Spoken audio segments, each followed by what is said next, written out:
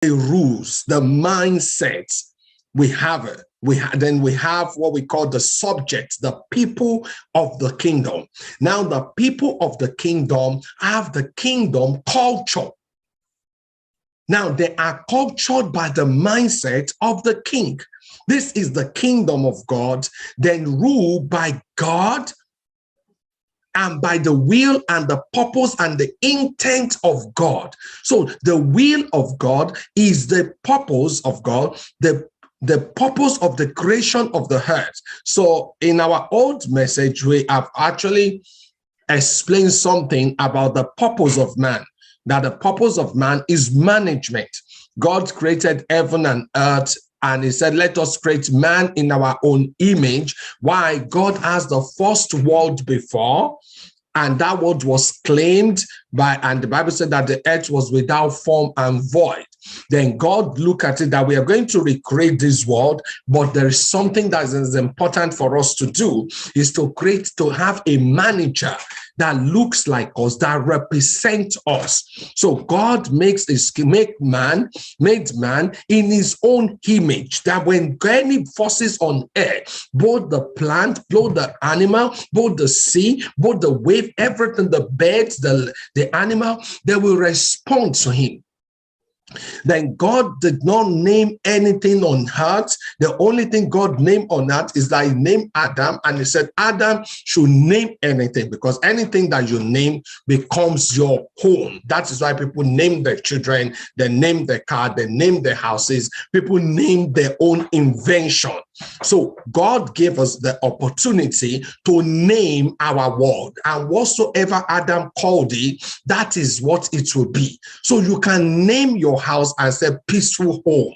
You can name your business and say profitable business. Anything you call it, that is what it will be. So the purpose why God creates man is for man to be a manager, to manage the earth for him. And how do we know that? In the book of Genesis, God said that God did not permit rain to fall because there was no man to manage it. So man is an administrator of God's purpose. So rain did not fall because there was no manager.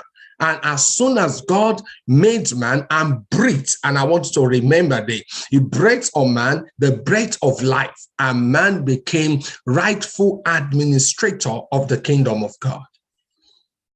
Okay, now that we know the purpose of man is that man should manage, and it gave man at birth. He said they should have dominion over all God's creation.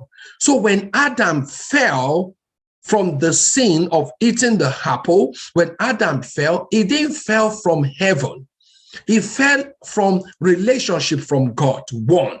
Then he lost his authority over the earth.